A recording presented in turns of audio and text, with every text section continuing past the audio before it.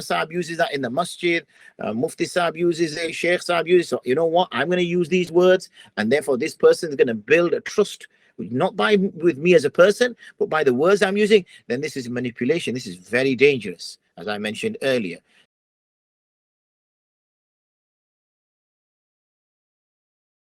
And it's the quote you just said there, when there's the lack of that, you got to ask why. Yeah.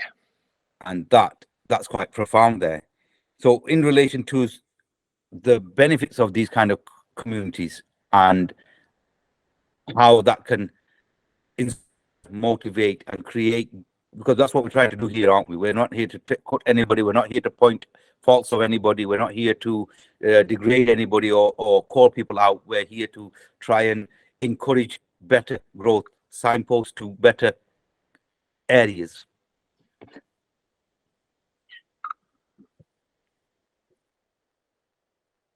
Can you hear me?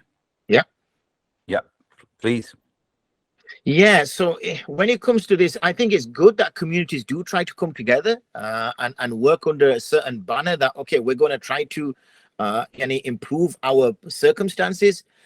We know the dua when you leave the masjid, Allahumma inni as'aluka min fadlik, oh Allah, I ask for your bounty. What does this mean? When we're entering the masjid, we're asking for Allah to open the doors of His mercy. Why? Because we're going to perform an act of worship. So now business and trade and earning money is the last thing on our mind. What is priority for us now is our akhirah and making sure that any misdemeanors or anything we've done wrong gets fixed. But when we're leaving the masjid, what are we asking Allah for? We're asking Allah that, oh Allah, I'm seeking the bounty as well. Similarly, it mentions in Surah Jum'ah that when the salah is done, then spread out upon the earth and seek His bounty.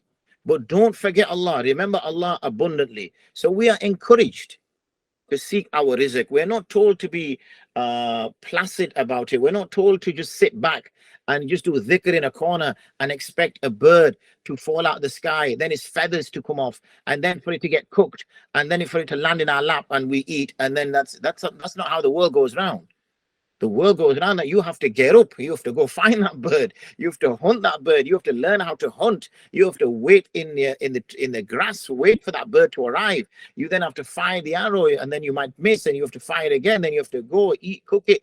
There is a process that Allah subhanahu wa ta'ala has given. So we are told to go seek our bounty, go seek our. So if there's ways we can do that in a safe space, and we can encourage ourselves, and we can encourage one another, and encourage to do good practice, halal practice, fair business, honesty, then this is a good thing. Absolutely it is. But if we're going to use those platforms, if we're going to use those groups to take advantage of people who may not be sort of as clued on business as we think, and they're just going by trust, and we're using the bingo Islamic words to build up trust, that hold on, this person doesn't know me, but if I say mashallah, alhamdulillah, they might connect with me because they know that people who use those phrases are trustable people. Maulana Saab uses that in the masjid, Mufti Saab uses it, Sheikh Saab uses it. So you know what? I'm going to use these words, and therefore this person is going to build a trust, not with me as a person, but by the words I'm using. Then this is manipulation. This is very dangerous, as I mentioned earlier. So yeah, generally speaking, useful platforms, useful groups, but with those principles that I just spoke of in mind.